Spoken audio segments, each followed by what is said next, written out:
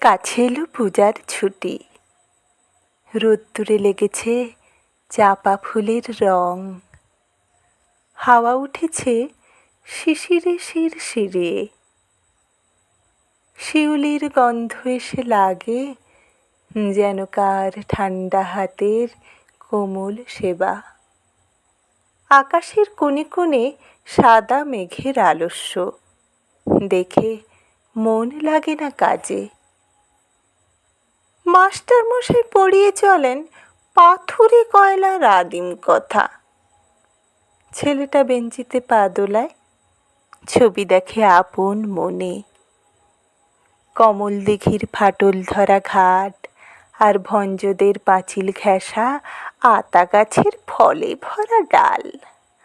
আর দেখে সে মনে মনে তিসির ক্ষেতে গোয়ালপাড়ার ভেতর দিয়ে রাস্তা গেছে এঁকে বেঁকে হাটের পাশে নদীর ধারে।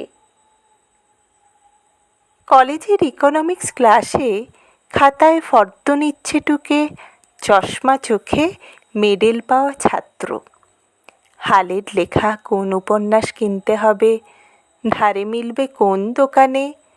মনে রেখো পাড়ের শাড়ি, সোনায় জড়ানো শাখা, দিল্লির কাজ করা লাল মখমলের চটি। আর চাই রেশমে বাঁধাই করা অ্যান্টিক কাগজে ছাপা কবিতার বই। এখনো তার নাম মনে পড়ছে না।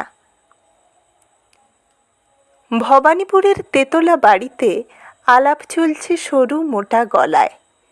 এবার আবু পাহাড় না মাদুরা না ডালহৌসি কিংবা পুরী, না সেই চিরকেলে চেনা লোকের দার্জিলিং।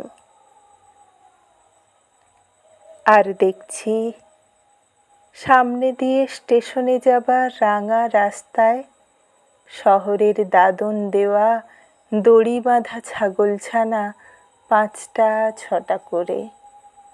তাদের নিষ্ফল কান্নার স্বর ছড়িয়ে পড়ে কাশের ঝালর দোলা শরতের শান্ত আকাশে।